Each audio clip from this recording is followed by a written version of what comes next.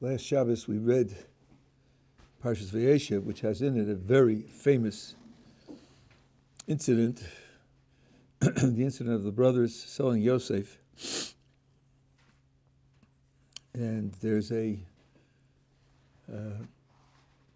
famous idea about the status of free will, the way which we can change the outcome of events, which is relevant to all of life. In particular, it's relevant to conditions where people's free will are running in circumstances like it is in war.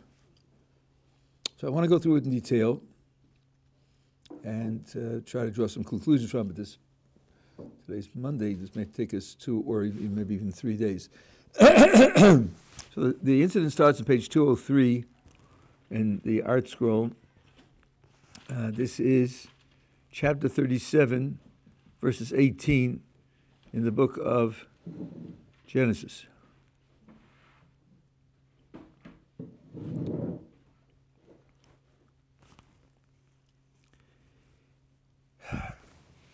So Jacob sends Joseph to his brothers where they are pasturing and tells them to assess their circumstances. So in verse 18 it says, they saw him from afar. The brothers saw him coming. When he had not yet approached them, they conspired against him to kill him. Now, as we will see, they had what they thought was adequate reason to kill him. I'm not going to do that right now. I'll do that afterwards. Yes, Hashem. And they said to one another, look, that dreamer is coming. After all, he had dreams that he was going to dominate them. They were going to bow down to him. They were going to be his subjects. They, of course, rejected the dreams. And even his father, since the second dream portrayed the sun and the moon and 11 stars bowing down to him, and his father yelled at him, and he said, shall we all come, I and your mother and your brothers, to bow down to you? And in case you didn't catch it, at this point in time, Joseph's mother is dead. So when he says, shall I and your mother come, the sticker there is, she's certainly not coming, she's dead. So your dream must be something to be cautious about or worried about as being inaccurate. And even though it says that his father, in his heart, kept the dream in mind, because he didn't think that it was empty, but he didn't say that in public. He chastised Joseph, and now Jacob sent Joseph to check on his brothers, and now the brothers are conspiring to kill him. This is page 203. So now the brothers say, some of them anyway, come and let us kill him. Let us throw him into one of the pits, and we will say a wild beast devoured him. Then we shall see what will become of his dreams. Now, I want to mention this because I find it puzzling. We naturally read these words as ironic. We're going to kill him, and that's the end of his dreams. Then we'll see, meaning we'll obviously see that they're not coming true because he's going to be dead. That's the way the Ramban takes it. Rashi will not tolerate that. The idea of an ironical speech, he will not tolerate it, and he takes it as absurd to think that they're speaking sincerely. Well, let's see. We're going to kill him, and then we'll do an investigation and see whether his dreams come true or not. Because if he's dead, the dreams can't come true.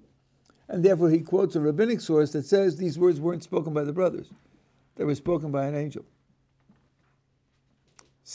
Meaning, the angel is saying, you, the brothers, think you're going to kill him, and you, the brothers, think you're going to destroy his dreams. Let's see what comes true. Your ideas or my ideas, meaning God's ideas. Okay, but at any rate, that's the plan. The plan is to kill him. Now watch. This Many people don't read this appropriately, in my opinion. Reuven heard, and he rescued him from their hand. Okay, so Reuven is now setting out to rescue Joseph. He said, we will not strike him mortally. We're not going to kill him. The next verse starts, and Reuven said to them, now what does that tell you? The previous verse had him speaking, and now it says, and Reuven said to them. That means there was a gap. It wasn't one long speech. It was two speeches. There was a speech and a pause, and then another speech. Let's see what the second speech is. Shed no blood, throw him into this pit of the wilderness, but lay no hand on him. Well, what's the difference between the first statement and the second? The first statement says, we shall not kill him. And the second statement is, we should throw him into the pit. Does that mean he's given up on the first project? So the direct understanding here is, he says to them, we shall not kill him. And they say, we disagree. We are going to kill him. Absolutely not. We've decided that he's worthy of death. You're telling us not to do it? Sorry, we're not listening. So then he says, well, let's compromise. Let's throw him into the pit. Now, what's going to happen to him in the pit? So it's clear, if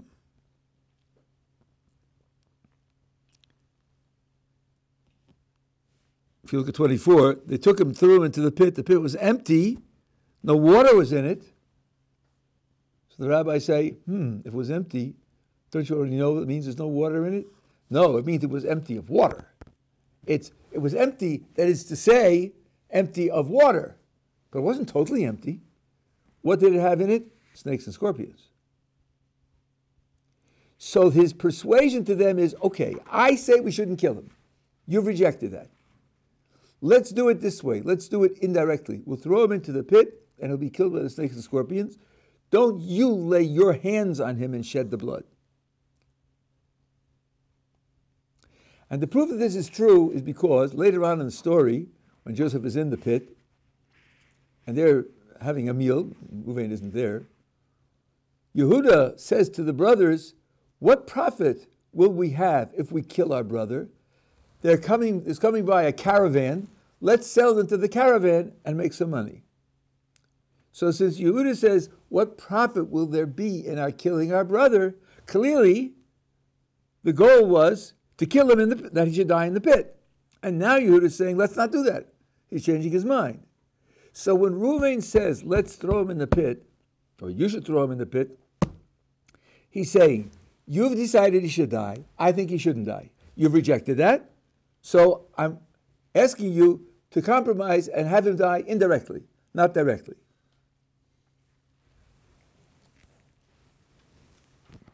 Now, that's clear from what's going on, but it says at the beginning, he rescued him from their hand. So that certainly fits the first speech which is, let's not kill him. If they had bought that speech, he would have rescued him. What about now that he's compromising and saying, throw him into the pit? Is he still trying to rescue him? Well, the Torah expresses it directly in 22. Again, Reuven says, shed no blood, throw him into this pit in the wilderness, lay no hand on him, intending to rescue him from their hand to return him to his father. So Reuven's plan is, I'm getting them to agree to my second suggestion to throw him in the pit because they'll assume that when they throw him in the pit, he'll die there. But my intention is to come back and take him out of the pit and save him. That's why he's planning to return him to his father. Now, the question is this: what's going to happen in the interim? How long is it going to take him? As we'll see later, Reuven went on a trip and he had to come back from the trip hours later. Why does Reuven think that having him thrown into the pit is an improvement on the brothers killing him? And there's an Ohr Somayach here who says something absolutely fundamental, and he took it from the Zohar, and if you read them carefully, Rashi agrees with him, and the Ramban agrees with him, and Rav Dester agrees with him, and the Netziv agrees with him. Some people try to paint this as an isolated shita, but it's definitely not true. And indeed, there may be nobody who disagrees. And the thought is this.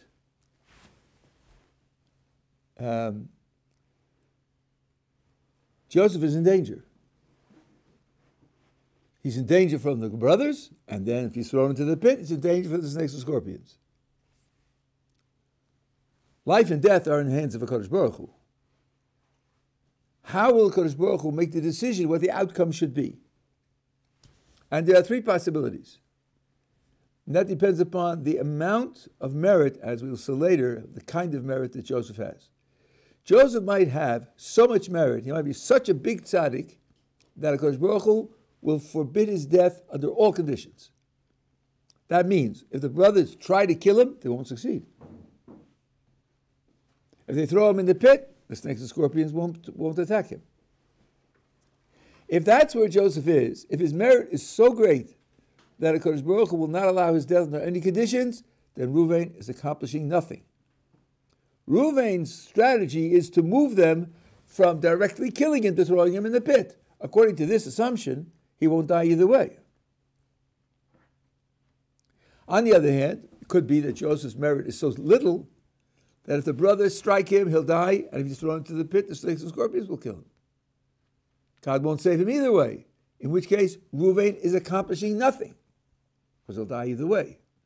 For Reuven's strategy to be reasonable, it has to apply to a third possibility. And the third possibility is that Joseph's merit is in between the two extremes, so that if the brothers decide to kill him directly, he'll die. But if he's thrown into the pit, the snakes and scorpions will be restrained by God, and he'll live. Under those conditions, Reuven is making the difference between life and death. Now, of course, Reuven doesn't have to know which it is. He only has to know that there are three possibilities. He doesn't know what it is. If it's the top and bottom possibilities, his actions will make no difference. But if Joseph is in the middle range, then his actions are saving Joseph's life. That is the strategy for Reuven's effort. Now, having said that, let's say it again and think carefully about what it means. Reuven's effort is meaningful and productive if Joseph is in the middle range where if the brothers strike him, he will die. But if he's thrown into the pit, he will not die because God will stop the snakes and scorpions from killing him.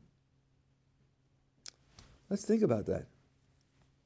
If the brothers strike him, he'll die.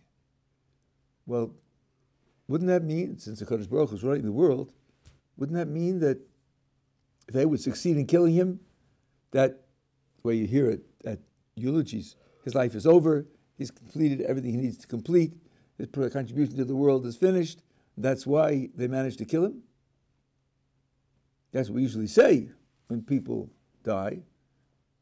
But then we're saying simultaneously that if he's thrown into the pit, HaKadosh Baruch Hu will do a miracle to save his life. So I guess his life isn't over. There's more for him to do.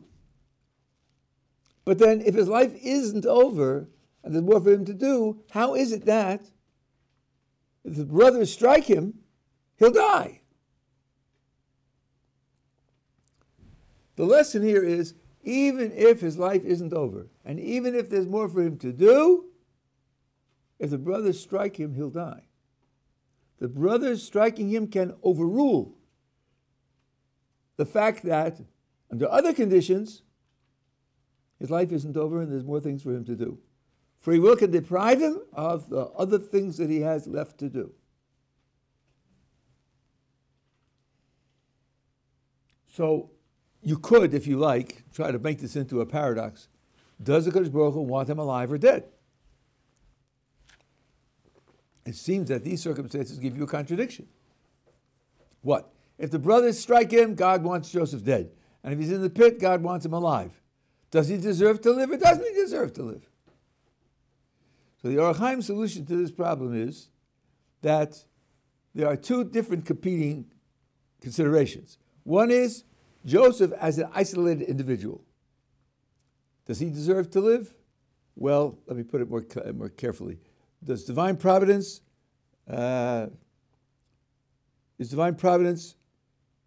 primed to continue his life, considering him as an individual? And the answer is yes.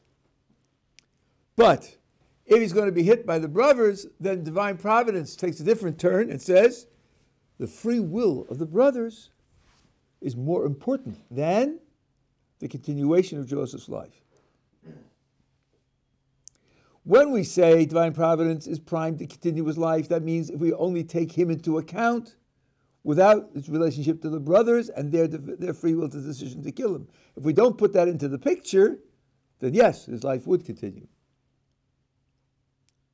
But when you put the free will decision of the brothers into the picture, that's more important. So we have two competing considerations: Joseph's record and future on the one hand, and the free will of the brothers on the other hand. Now, go back to what we said 7 minutes ago. We said that if Joseph's merit is so great, it could be that God will even stop the brothers. So it means free will isn't the top priority. It doesn't overrule all of the considerations. So there could be some level of merit that will frustrate free will.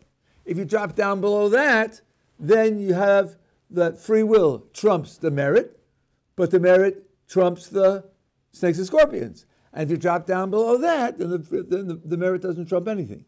It depends upon how much merit he has. That's obvious, I think, from the Ohr Chaim himself. I heard from Rav Yaakov Weinberg of Ner Yisrael in Baltimore, Zon Rocha, an extra piece of the explanation, which isn't the Ohr Chaim itself, but I think it deepens it and broadens the context. Kadosh Baruch Hu runs the world with at least two broad policies. One is called strict justice, and the other is called mercy. And here's how you could divide up the merit that he has. Ask where the merit he has is coming from. Is the merit coming from a judgment based on strict justice? Or is it coming from a judgment that includes mercy? Maybe strict justice never goes offline, but mercy would be included. And here's how he explained it. If Joseph is such a great tzaddik that he has earned earned future life by virtue of his accomplishments, judged in the strictest possible way, that merit will trump even free will. Free will can't produce an event which is, strictly speaking, against justice. If his continued life is warranted by strict justice, to kill him would be to violate strict justice, would mean to do something that's strictly unjust. Free will can't do that. But let's suppose that Joseph's life would be continued not by strict justice alone, but by strict justice together with mercy. Mercy is where the person does not have a justification for life on the basis of his own actions. He hasn't created enough merit to justify that.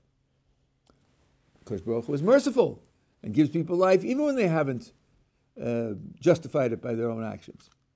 But now, when it's a competition for divine providence between keeping him alive through mercy versus preserving free will trumps mercy.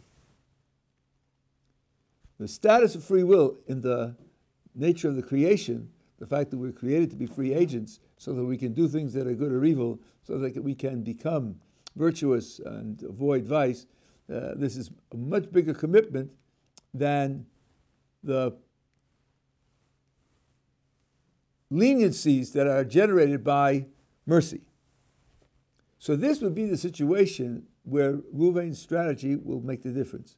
If Joseph's life is being continued by mercy, of course there are levels of mercy, different levels, but if they're being continued by mercy, which would mean that the brother's free will trump his future life, but his merit may be very well enough to outweigh a Kodesh Baruch Hu's commitment to nature, which is much, much less than his commitment to free will. And then if he's thrown into the pit, he will actually survive. So that's the condition in which Reuven's strategy makes sense. And the deep lesson we take from this is free will can make a difference in the outcome. Not everything is fated. We certainly reject fate. Fate would rule out free will altogether. But more than that, the intuitive idea that a person gets what he deserves, a person gets what he's earned, a person gets what's good for him, all of those words are true, but they're taken naively in a misleading way. Because one of the things that is taken into account in judging the future of a person is how he relates to other people. And in easy cases, we all recognize that. We just don't often recognize how far it goes. For example, Esther says one of the reasons why there are 2 days of Rosh Hashanah is because on the first day of Rosh Hashanah, a person is judged according to his own record. And the second day of Rosh Hashanah, he's judged according to how much other people depend upon him.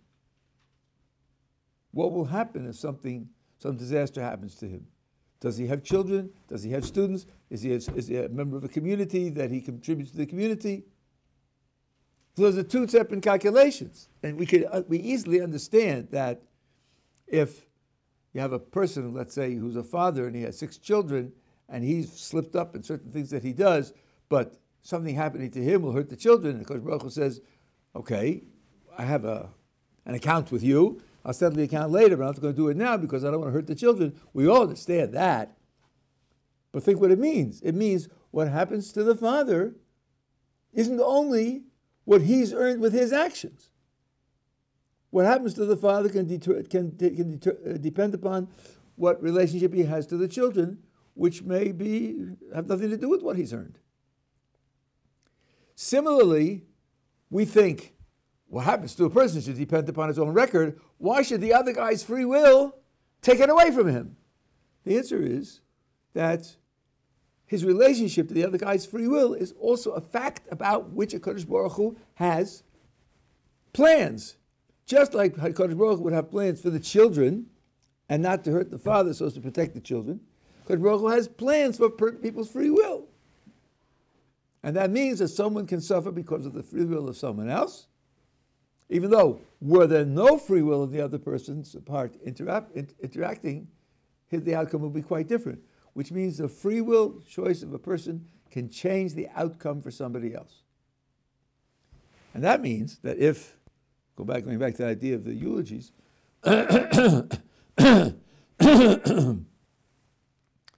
when you say that a person's life was over because he died, that might not always be true.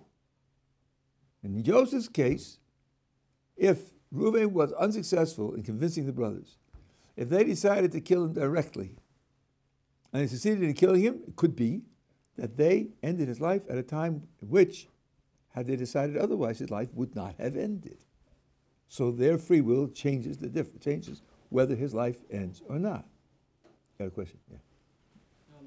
Does the level of the brothers, is it taken into account with the free will that they have, or is it completely separate?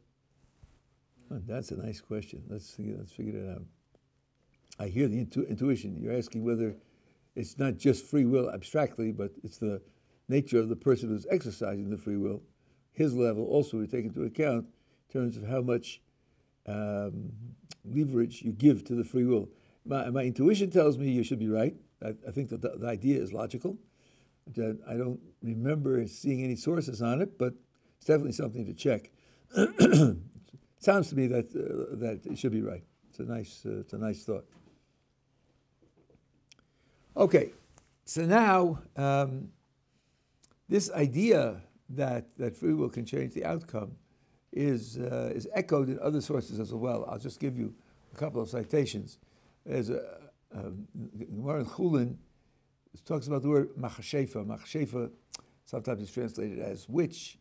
But it's a person who uses certain types of powers to get certain results, which go beyond the ordinary natural powers. I say ordinary natural because everything is created by HaKadosh Baruch Hu. And these powers are created also. They just happen to know how to access them. And the Gemara says the word machshefa has contained within it a phrase, makchishi pamali shalmala. They can contradict the heavenly host. That's what it says in the Gemara. And Rashi explains, they can engineer a person's death even though there has been no decree from heaven that he should die. So that means that if there's no decree from heaven that he should die, clearly divine providence would have it that his life will continue. They exercise their power, and he dies anyway. The Ramban also indicates such an idea. This I learned in the Gottleib in Australia when I was teaching them this idea. Someone asked about the Ramban, and although I knew the Ramban, I didn't put it together. He pointed out to me it's the same thing. You know that the Egyptians enslaved the Jews and persecuted them, and then, of course, they were destroyed by the plagues and drowning the soldiers in the sea.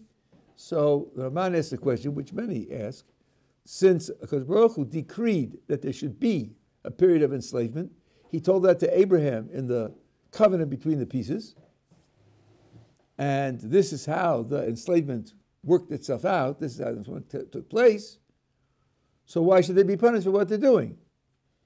So the Ramban gives two answers. One answer is that they didn't intend to fulfill God's decree. That wasn't their purpose. They had different purposes. But he also said that the decree was only oppression and persecution. It wasn't murder. And at a certain point, they murdered all the newborn male babies. So they went beyond the decree. Okay, that's why they deserve to be punished. Now take a step back. They went beyond the decree? How did they do that? Isn't God's decree how he's running the world? And if he runs the world, shouldn't that be the way it runs? And the answer is yes, but God makes room for free will as well. And here, the free will added something which wasn't in the decree. That's the way the Ramban describes it. Rav Dessler has an interesting addition to the idea. I don't think he's changing the principle. A different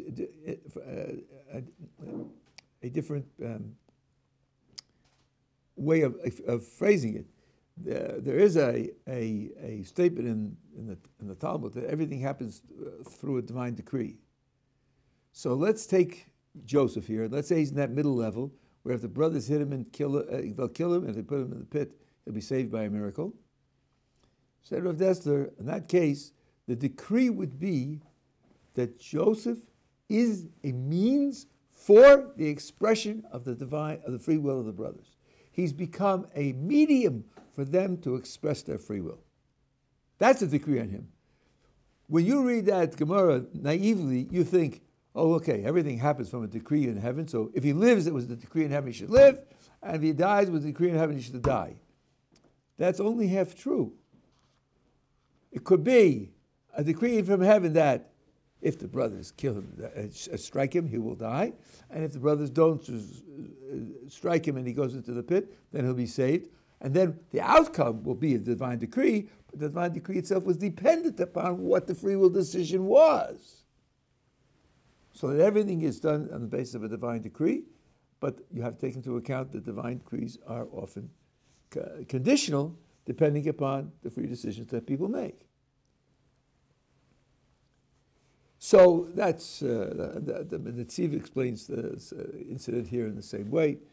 There are others as well. So now, that's when we look at, let's say, war, so that's the free will operation across the board. Starting a war, fighting a war, the means that you use, the strategies that you use, the relative priorities that you set for the war, to look at the events and say that's what HaKadosh Baruch Hu wanted, can be very misleading and can even be dead wrong. To make the point, let me shift the perspective just a little bit, but in the end it comes out to be the same idea. Take this phraseology. If that's the outcome, that's what HaKadosh Baruch Hu wanted. Well, what happens when our old buddy Reuven Schwartz eats a bacon cheeseburger? That's what he did. He actually did it. He succeeded in performing it. Are you going to say there also, well, that must be what HaKadosh Baruch Hu wanted? Really? I seem to remember that the Creator gave us some rules about that, and He told us not to do that. So how can you say it's what He wanted? On the other hand, you might object, well, if it's what He doesn't want, then it can't happen. You can't fight with HaKadosh Baruch Hu. If He doesn't want him to eat it, He's not going to eat it. But He ate it. So, what are you going to say? And the answer, which isn't too deep, the answer is, what HaKadosh Baruch Hu wants is that Reuven should freely choose not to eat the bacon cheeseburger. That's what he wants. He wants him to freely choose it. And since HaKadosh Baruch Hu wants him to freely choose it, HaKadosh Baruch Hu can't have that by causing him not to eat it. That way, he isn't getting what he wants, so to speak, because he wants him to freely choose not to use it. He wants him to exercise his free will not to eat the bacon cheeseburger. So when you say that HaKadosh Baruch Hu wants something, not always that what he wants can he guarantee should happen. You'll tell me he's all-powerful. Certainly he can do whatever he wants, not if the description of what he wants means that when he causes it, he doesn't get what he wants, because then he wasn't not getting what he wants. He wants it to freely choose, uninterfered with, not pushed into it. So you can't push somebody to do something that you want him to do without a push. So when we say that HaKadosh Baruch Hu wants him not to eat the bacon cheeseburger, what we mean is he wants him to freely choose not to eat the bacon cheeseburger. And that's something which the person has the power to contradict. So he eats it. Well, you can't say that HaKadosh Baruch Hu, since that's the outcome and that's what happened, that must be what HaKadosh Baruch Hu wants. Certainly not. He wanted him to freely choose not to do it. What you can say is this. He wants him to freely choose not to eat it. He also wants, because that's the way he sets up the world and maintains the world, that if he decides to eat it, he should be able to eat it. He wants to be able to carry out what he has decided. But globally, you can't say, well, if that's what happened, that's what he wants, because what he, so to speak, would really have wanted if it's freely to choose not to do it. The same thing is true with the strategy in the war. The same thing is true with fighting a war. The same thing is true with the politics and all the rest. The fact that that's the way it worked out doesn't mean that that's the way that HaKadosh Baruch Hu would have wanted the free choices to be made. It's just that once the choices are made, HaKadosh Baruch Hu's commitment to preserving freedom carries those things with them. Now, in the end, as I said, Judah says to the brothers, we'll have no profit in killing our brother, which proves that the thought was he should die in the pit, and we'll sell him. I want to make two more remarks. Looks like I'm good. What exactly were they afraid of, the brothers? If you look on 201,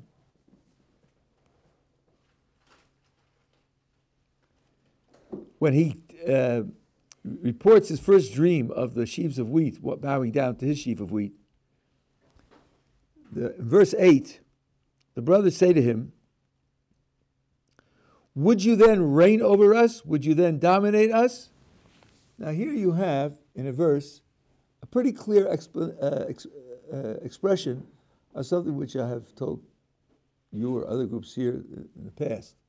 The first phrase is Hamaloch Timloch Banu, using the word Melech. And the second is Moshel. And I've told you that Melech in Hebrew is a concept, I don't know if you have this in any other language. A Melech is someone who receives his authority from the people. The people accept him as king, and that's how and why he is king. If they don't accept his authority, he isn't king. And that's the way Kodesh Baruch Hu relates to the world. He's made king by our acceptance. Rosh Hashanah is called in our literature the coronation day. We place the king, Kivyochel, as a crown on the Kodesh Baruch Hu to make him into king of the universe. That's why when you say the Shema, what you're supposed to do is Kabbalas Ol Malchus Shamayim, which is a very telling phrase, accepting upon yourself the yoke of the kingdom of heaven. That means you're like an ox, and the yoke is on your neck to guide you how you should plow. Right? And you put the yoke on your neck. It didn't have to be written that way. It could have been written, recognize that he's king of the universe. Because he is. End of story. Doesn't say that. Moshel is someone who rules by force. He has an army, he has a secret police, and he forces his will on the public. So the brothers say to Yosef, your dream indicates that you're going to be in charge of us. You're going to have authority over us. How do you think that's going to happen? Do you think that we're going to voluntarily accept your authority? We're going to take you as our authority? Surely you jest. That's not going to happen. That's not in the offing. Oh, you think the other possibility, you'll rule over us by force? You'll overpower us? Are you dreaming? Neither of them is sensible. But look at the fact that the brothers use two phraseologies and contrast them one with the other. It's two different possibilities. So I think it's a very strong exposition of the idea that Melech means that it's something that you accept upon yourself. And finally, when the brothers are going down to Egypt and Joseph, who they don't recognize, he's the second in command in Egypt, accuses them of being spies.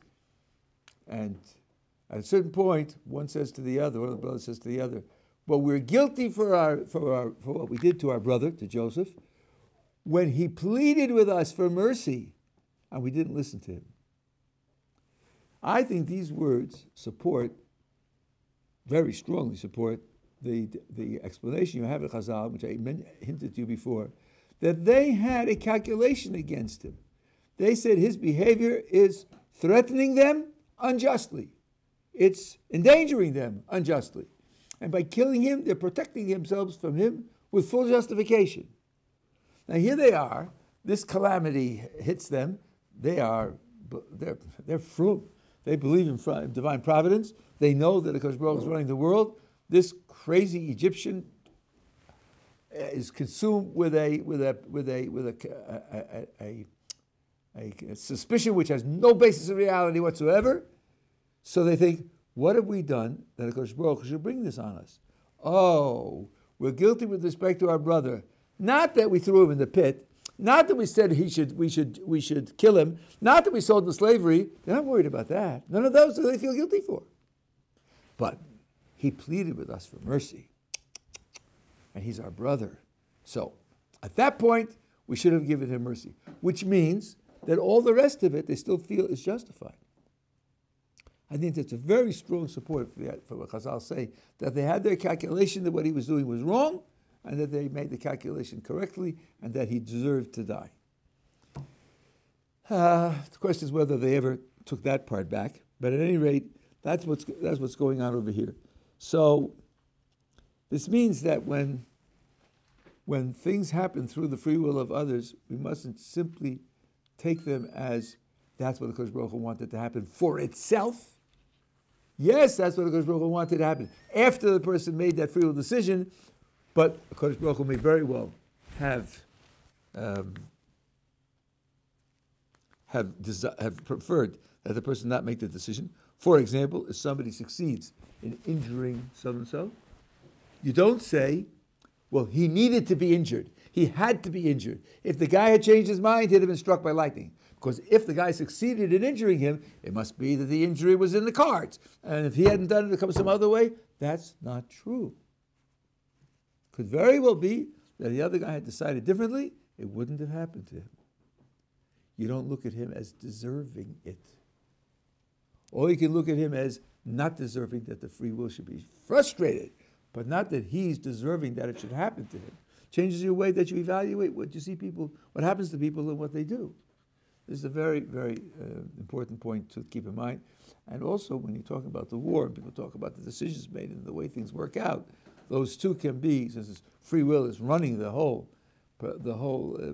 set of events, not to be simple-minded in drawing conclusions about what a Kodesh Baruch Hu wants.